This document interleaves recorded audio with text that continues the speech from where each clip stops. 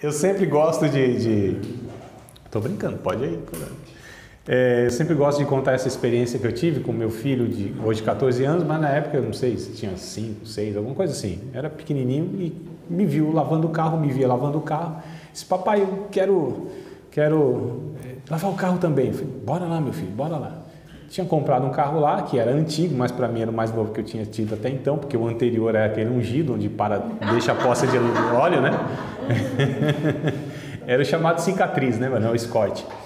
E aí, ele me viu fazendo um movimento com a bucha, né? Sabão, aquela coisa toda e tal. E eu lá, empolgadão. Aí quando eu olho, ele disse, olha papai. Ele pegou uma pedra. Nossa. Assim, ele fez o mesmo movimento assim, né? Aquele assim, ó, certinho assim, ó. Desse jeito assim no capô, assim. Me ajuda, não? Aí eu olhei assim, sabe quando falta as forças, irmão? Assim? Falta o ânimo, as forças. Você não tem coragem de dar uma palmada no menino, que você me desfaleci por dentro, no espírito. Olhei assim, falei, meu filho, vem cá. Peguei a pedra assim, coloquei no chão, vai com a tua mãe. Ele desceu. Aí semana seguinte, o que eu fiz? Chamei-o de novo. Filho, vamos lavar o carro com o pai? Vamos, só que agora eu na cautela, né? Afastei as pedras, tudo. Toma a bucha aqui pra você. Se eu quisesse me relacionar com meu filho por causa de um serviço, uma prestação de serviço, eu falei, não, esse menino me dá um prejuízo danado. Eu não quero, o menino só vai me atrapalhar na vida até que ele seja maduro, até que ele entenda, até que ele contribua, até, como diz um pastor também, amigo meu, né? Até que ele pague a janta, meu irmão, é só prejuízo, nesse sentido. Então, assim, por que eu continuei insistindo nisso? Porque eu queria um relacionamento com ele, não um serviço. Eu queria que ele trabalhasse comigo, mas por causa de um relacionamento, não por um benefício de um serviço. E muitos entendem Deus como um senhor e ele é o serviçal. Jesus disse, não, eu não chamo vocês mais de servos, eu chamo vocês de amigos. O servo não sabe tudo quanto faz o seu senhor, mas os amigos, aí sim, o Senhor segreda o coração, compartilha tudo, né? Então essa espiritualidade onde nós somos chamados não para um serviço, sim para um trabalho. E nesse trabalho, inclusive, nós somos convidados em descansar em Deus, porque tudo é feito por Deus, para Deus e através dele. E é nele, inclusive. É por isso que a Bíblia diz, nem por força e nem por violência, mas pelo meu espírito, diz o Senhor. Uma espiritualidade onde nós entregamos a Deus as nossas ansiedades, onde nós confiamos a Deus a nossa vida cotidiana, futura também, né? Onde nós entendemos que Deus é a fonte da nossa força, do nosso ânimo para viver a vida. Então a espiritualidade centrada no homem é aquela onde o homem decide tudo, determina, decreta. Pobre é Deus que tem que agora atender tudo isso, né? E apenas obedecer. Esse negócio de decreto, eu determino, eu profetizo, eu não sei o quê. Essas fontes, muitas vezes, não tem nada a ver com a espiritualidade. São fontes humanas, né? Ninguém profetiza quando decide.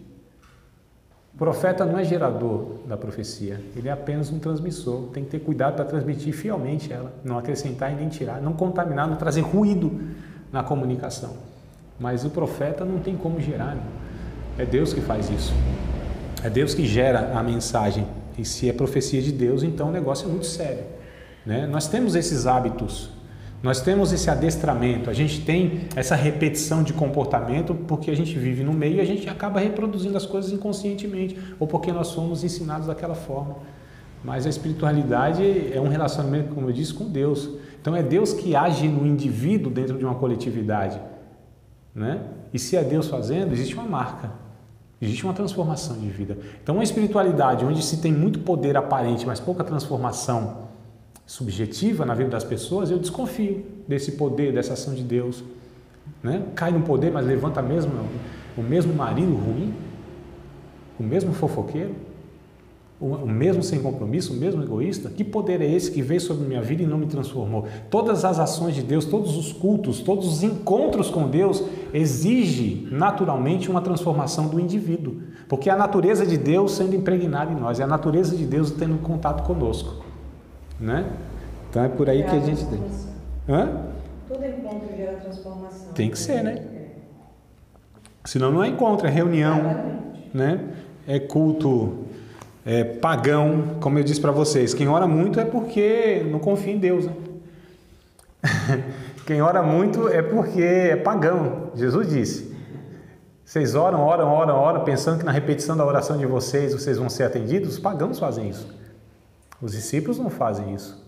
Eu queria até falar sobre isso, assim, que sempre que você fala isso eu fico assim, porque, tipo, eu penso como foi na minha vida com meu pai.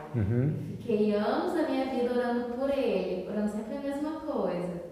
E tinha vezes que eu pensava em desistir e tal, mas eu sentia assim, meu coração não era para desistir, né? Pra continuar orando por ele e tal, sempre a mesma coisa, e ano após ano.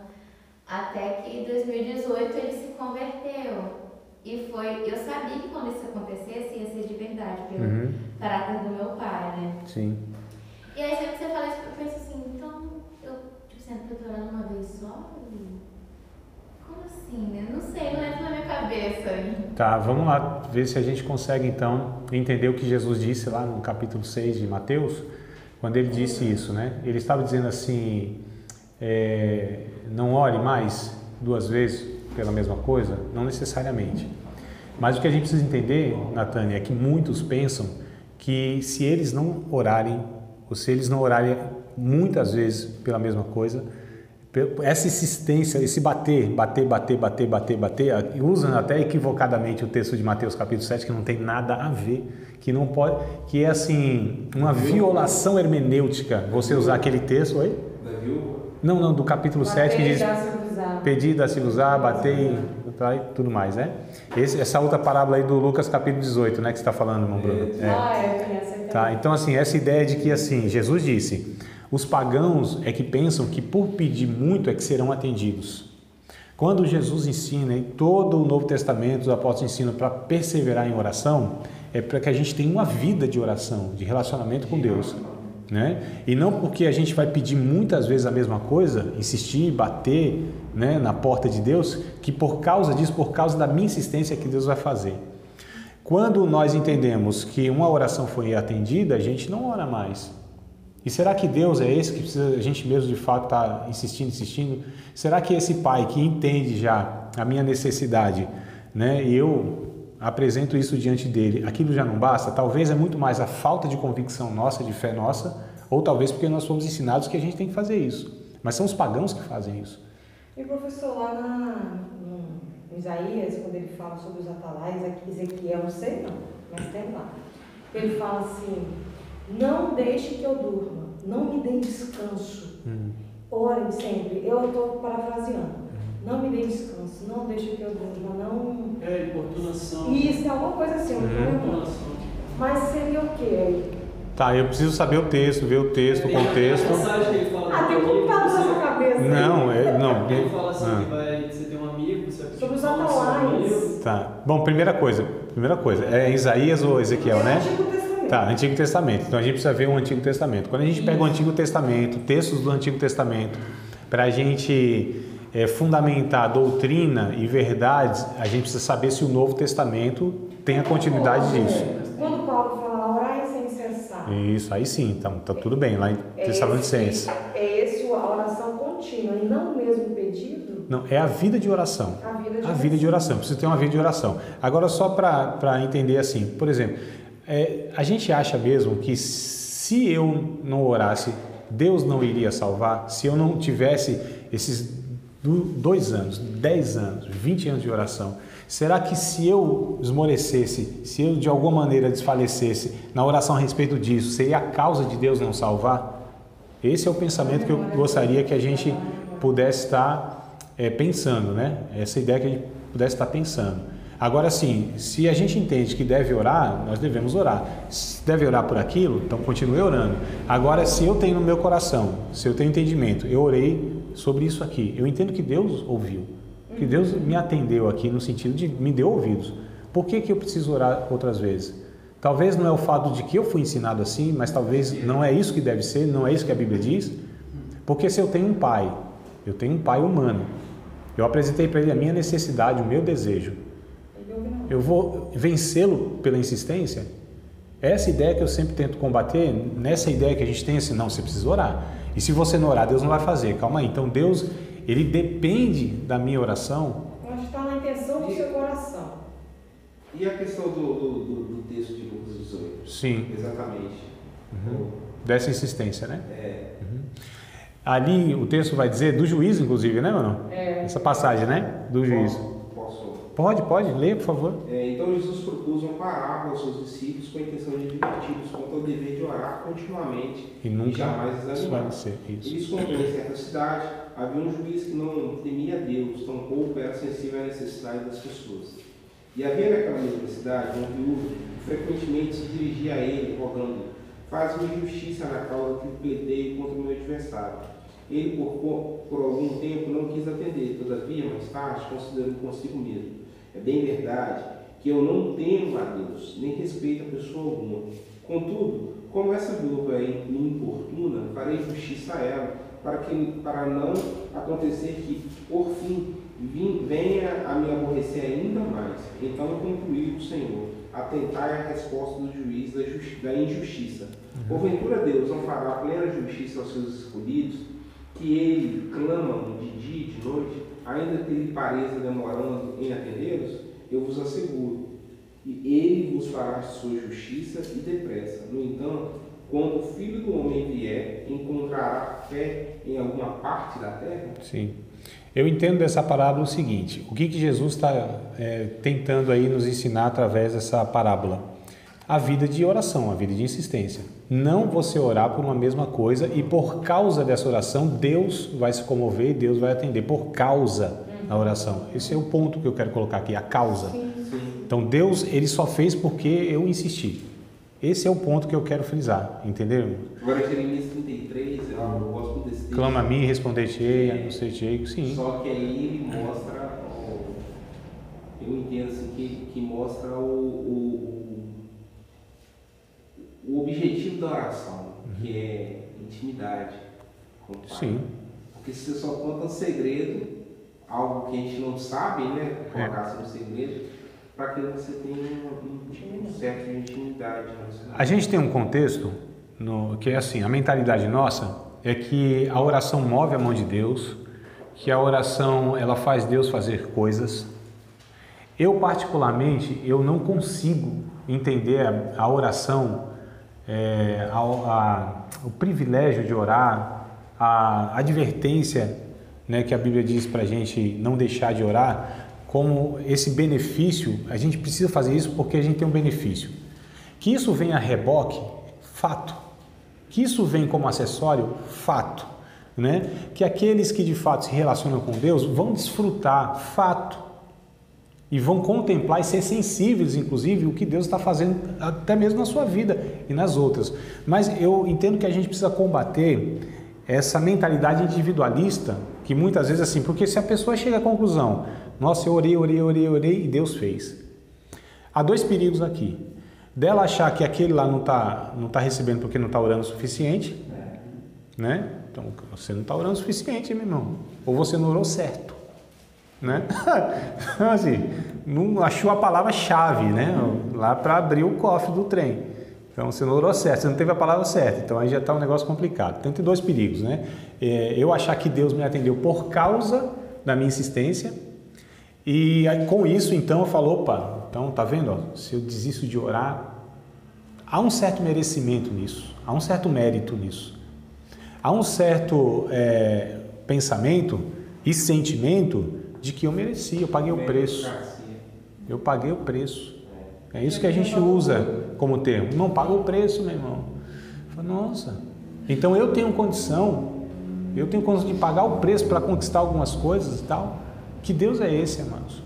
Que nós estamos nos relacionando. Que é comprado, né? Que sacrifício é esse que eu tenho para oferecer a Deus, como Ele dando em troca alguma coisa porque eu paguei o preço? Eu acredito que só teve um que pagou o preço e foi suficiente para que todas as bênçãos celestiais em Cristo Jesus viessem sobre nossa vida. Eu entendo isso. Eu entendo que quando Jesus, Paulo, aí, né? Jesus no Lucas, Paulo lá em Tessalonicenses, enfim, é que a gente tem uma vida de oração. Você falou do relacionamento. Para mim, a maior bênção, melhor dizendo, a maior bênção da oração, o privilégio de orar, e a maior bênção que tem, não é a resposta que eu posso ter com aquilo que eu apresento diante de Deus. É a minha relação pessoal com Deus. Talvez Deus queira que nós não oremos, mas que não somente oremos, mas que desejamos estar com Ele. Estar com Ele. Então, assim, eu estou com Deus. Deixa eu fazer uma pergunta aqui, sejam bem honestos, não para responder, mas para vocês pensarem. Vamos imaginar aqui que Deus assim fala assim, ó, vou fazer o seguinte, cada um de vocês vai ter 5 minutos, audiência com Deus pessoalmente, 5 minutos. Aí imagina, né? Todos nós assim, na fila, cada um com a sua senha, pegamos a senha, tá? Imagina a cena aqui, ó. Então Deus lá na sala esperando, todo mundo aqui, nós aqui na fila, cada um com a sua senha. Aí vem o anjo e diz assim, ó, papel e prancheta, e caneta, toma aí. Eita, 5 minutos com Deus, Criador do universo, Criador dos céus e da terra, do universo, estou aqui, esperando minha vez. Seja sincero, pense, é para pensar, não é para responder, tá? E não seja rápido em concluir isso. Pense de fato. Nós entraríamos lá, qual seria o nosso pensamento? Eu estou com o papel aqui na mão e a caneta, eu vou ter 5 minutos só com Deus. Eu não posso esquecer nada, porque eu vou falar com Ele e vou pedir as coisas. Vou aqui, escrever, porque eu tenho 5 minutos, né? Porque chegando lá, você sabe, a emoção é muito, dá o branco, né? É igual o aluno de teologia na prova, né? Esquece tudo, aquela coisa toda, desesperado e tal. Sério. E aí tá aqui, eu estou diante de Deus, eu vou anotar tudo, porque eu não posso esquecer nada do que eu tenho para falar com Ele. A maioria de nós, eu acredito que faria isso, pensaria isso. Mas qual seria o mais adequado? Eu entrar com essa folha em branco diante de Deus, para não esquecer nada daquilo que Deus tem para falar para mim. O que é a oração que a gente faz? Senhor, eu tenho um projeto, eu tenho um plano, Senhor. Eu tenho algumas coisas aqui que eu quero apresentar para o Senhor. Está tudo certinho aqui, pensei em todas as coisas. Senhor, me dá os recursos para eu fazer. Jesus abre as portas. Senhor, me abençoa. Ô Pai, olha aqui, ó, quanta coisa que eu tenho para fazer. Ô Jesus, me dá um recurso, se eu tivesse isso, eu sei que o Senhor pode dar, o Senhor é dono do ouro da prata, o Senhor é poderoso, o Senhor pode mover o coração desse, daquele e tal, abrir os caminhos, as portas. A gente ora assim. Como nós devemos orar? Senhor, qual é o teu projeto? Fala para mim. Percebe que muitas vezes, amados, a nossa espiritualidade, ela está totalmente equivocada, porque a gente está se relacionando com Deus, muitas vezes, num relacionamento totalmente doido, achando que é a gente que tem alguma coisa para oferecer a Deus. É a gente que tem, assim, a gente tem a ideia boa, a gente tem um plano, e o de Deus. Então, que espiritualidade é essa que eu acho que eu dou conta? Essa é centrada no homem, essa é individualista. Essa é aquela que cada um está erigindo o seu reinozinho, e é por isso que nós temos essa coxa de retalho e esse bocado de igreja para todo lado, irmãos. 50 milhões de evangélicos no nosso país, e o nosso país não melhora no IDH, não tem justiça social, criminalidade não diminui, corrupção só aumenta. E aí, mano, quando Jesus vier, achará fé na terra? Ué, mas você está crescendo o número dos evangélicos, dos religiosos, é porque está crescendo crentes, não justos. Né? E a fé, o que gera? Um justo que vai se ajustando na vontade de Deus. Não um crente com suas crenças, acreditando que Deus vai nos dar o nosso país, que a gente vai conquistar as coisas, que eu nasci para ser cabeça e não cauda, que eu vou comer o melhor dessa terra. Essas loucuras assim que a gente vai elaborando, né? E a gente é um bando de pessoas que acham que Deus favorece, é um Deus de gueto, é um Deus de religião, é um Deus de denominação, é um Deus de tribo, Deus tribal. A gente pensa que Deus, Ele é o meu Deus, e a gente já não chama mais de o nosso Pai, né? A gente não chama mais de o nosso Pai. Mas quando eu vou orar, eu falo, o Senhor é o meu almado, meu lindo. Sim, mas na reprodução não tem problema se relacionar com Deus, né? Porque de fato, eu estou falando, Deus é esse Deus que se relaciona pessoalmente conosco, mas dentro de uma coletividade. Para que eu, na verdade, irmãos, seja transformado na natureza de Deus. E na natureza de Deus não cabe jamais a individualidade. Deus é trino, Deus é família, Deus é pai, é filho e é mãe. Não estou sendo herético aqui não.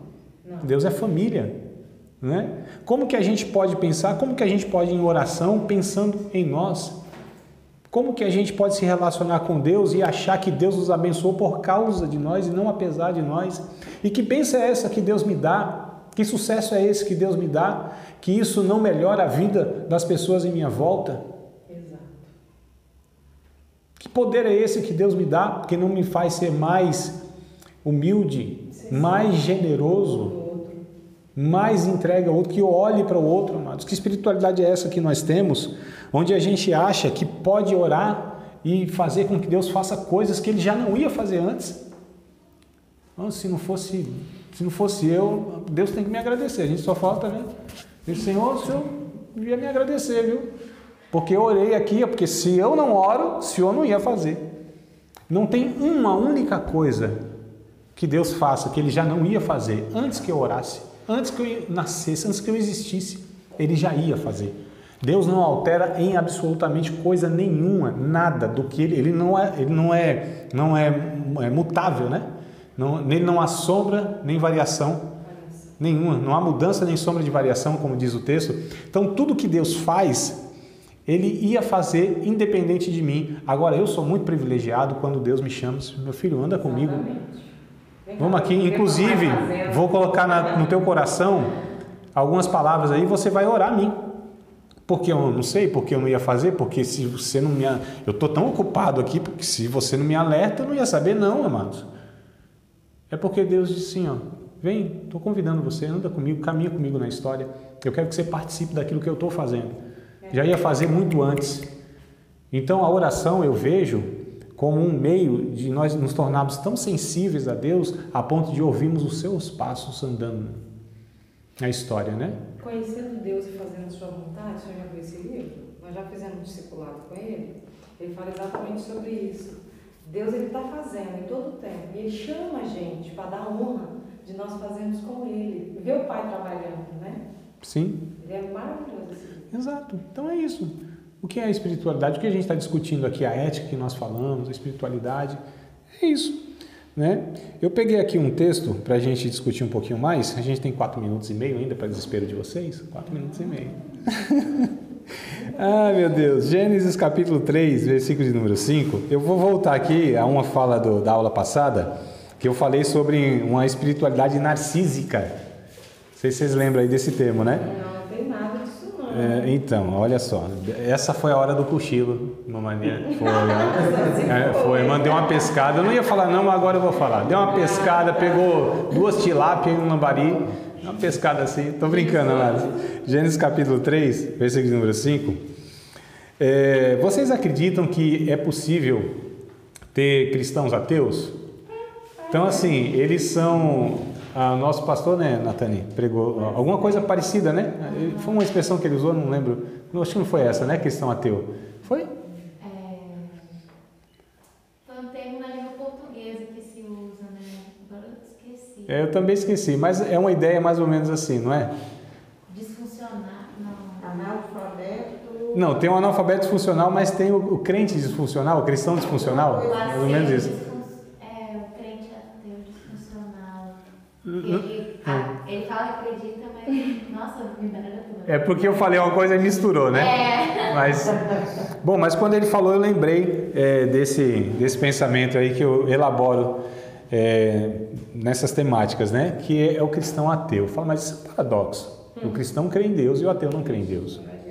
Mas é o ateu aqui que a gente chama de ateu, de cristão, aliás, ateu, não que não acredita em Deus, mas aquele que vive como se Deus não existisse. Se eu estivesse muito longe. Como se ele não existisse, na verdade. Ele vive como se Deus não existisse. Ele crê em Deus, mas a maneira que ele vive é como se Deus não existisse. Como o Paulo diz a Tito, capítulo de número 1, verso de número 16, se não me falha a memória, tem pessoas que confessam a Deus, mas negam-no com as suas obras. né? Como Mateus, capítulo número 15, verso 8, citando Isaías, dizendo: esse povo me honra com os lábios, mas o coração está muito longe de mim. Então são pessoas que de alguma maneira querem exercer uma espiritualidade de independência de Deus. Como a gente vê em Gênesis capítulo 3, verso 5, isso nasce lá, né? Isso se reproduz em nós todos muitas vezes, tá?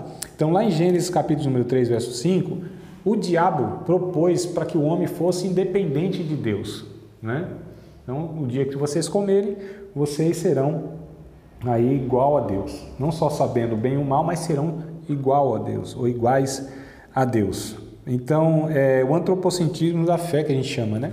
Antropocentrismo da fé, fez com que o homem pós-moderno fosse menos ideológico e mais pragmático e utilitarista. O Narciso, não sei se vocês todos conhecem a história do Narciso, né? Da filosofia aí, que era o cara que se achava tão top, tão bonito, tão lindo, né? Tão tudo. Tem duas histórias, né? Que contam aí, não sei nem qual é mais aceita academicamente, mas uma é a seguinte, que ele estava num campo, tinha um lago, e nesse lago ele foi se aproximando e viu o rosto dele. E quando viu o rosto dele, ele foi se aproximando mais ainda, ele queria beijá-lo. Ele viu sua face, ele se achava muito lindo. E ele foi se aproximando, enfiou sua cara na água e morreu afogado. Essa é a história do Narciso, né? A outra é que ele estava de fato na beira desse lago, né? E ele contemplou o seu rosto ali, deitou na grama, olhou para o céu, né? E disse: de fato, eu sou muito lindo, não há nenhum ser humano semelhante a mim. Mas ali ele morre, desfalece, no lugar onde ele morre nasce uma planta chamada de narciso, né?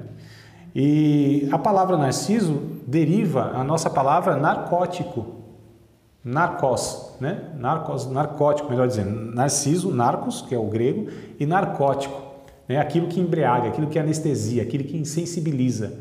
Então essa espiritualidade do indivíduo, independente de Deus, o cara é insensível diante das dores humanas, só enxerga o seu próprio umbigo.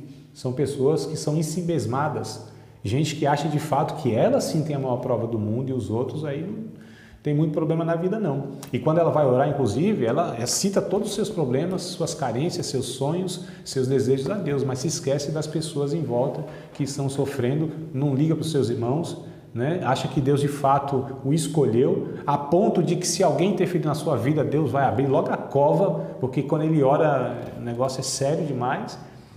Essas loucuras, né, irmão? Tem mulher cristã que acha que Deus vai abrir a sepultura para levar o seu marido porque está sendo uma pedra de tropeço no seu ministério. Olha que loucura que nós chegamos, irmãos, nós criamos os evangélicos, né? Ao invés de falar, não, vou me sacrificar para Deus salvar, ou vou interceder para Deus salvar, não, isso é pedra de tropeço, minha cruz. A minha cruz, quem é minha cruz? É minha sogra, é meu cunhado, né? Sendo que a cruz, biblicamente falando, sou eu mesmo. A minha cruz sou eu. A Bíblia, ela coloca essa figura de linguagem, negue-se a si mesmo, tome a sua cruz e siga-me. Jesus dizendo, então, morra você.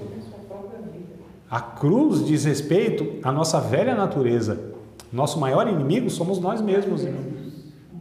Nós dormimos com o inimigo. E não é o cônjuge, não. Somos nós mesmos.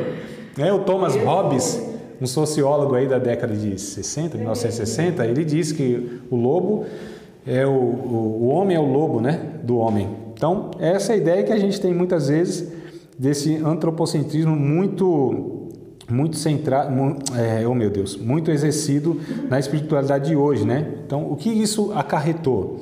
Em pessoas que elas... Irmãos, hoje nós temos uma deficiência muito grande de pessoas que sejam pessoas referências, por exemplo, como Martin Luther King, né? A menininha, ela perguntou para mim, quem é o seu herói? Eu disse Martin Luther King Jr.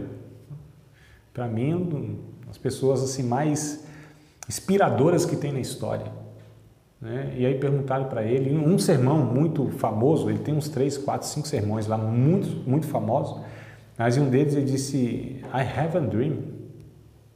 Eu tenho um sonho. Qual é o teu sonho? Aí ele disse que os meus filhos não sejam julgados pela cor da pele que eles têm, que nesse país aqui não se julguem. Ele tinha um sonho.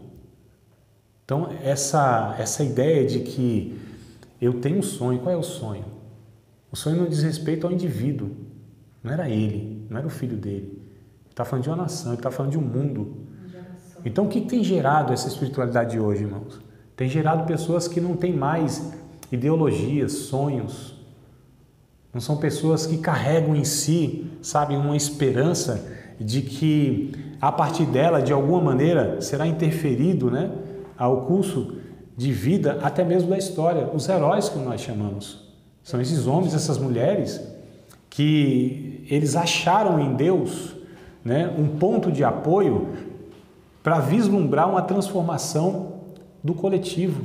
Fizeram coisas extraordinárias porque tiveram sonhos, e os seus sonhos não diziam respeito a eles, mas aos anseios de Deus que foi derramado no coração dessas pessoas. Então, o que a espiritualidade de hoje? Ela é pragmática e ela é utilitarista. É isso que a gente tem vivido no nosso país muitas vezes. Dá certo? É certo. Pragmatismo. Utilitarista. É útil? Útil até o diabo é no plano de Deus. Se a gente julga as pessoas por utilidades, a gente cai nessa cultura virtual que a gente está sofrendo do cancelamento, porque não é mais útil. Pessoas que não são mais úteis para a instituição são descartadas. Aquele que não atende mais às minhas expectativas como referência, porque era homem de Deus, mas pecou, não é mais, descarto. Né? É o povo dizendo, eita, rapaz, você é homem de Deus, hein? Oh, bendito seja o nome do Senhor. Hosana nas alturas, eis aí o nosso Salvador. Uma semana depois, crucificam, não é mais útil para a gente, não atendeu mais a nossa expectativa. Esse utilitarismo, onde o ser humano é descartável, é descartado, é um objeto, não é mais útil no ministério, só me dá problema. Eita, filho que me dá problema, obreiro que me dá problema. Não é? A gente vai então lidando com essa espiritualidade de utilidade. É uma coisa horrível que se tem, você tratar um ser humano como sendo útil ou não. Jesus já disse logo, todo mundo vocês são inúteis. Vocês podem fazer o que for, vocês são servos inúteis. E mesmo na nossa inutilidade, Deus se relaciona conosco. Como disse o profeta, inútil, nós somos todos inúteis. Lembra o profeta? Ah, não é não?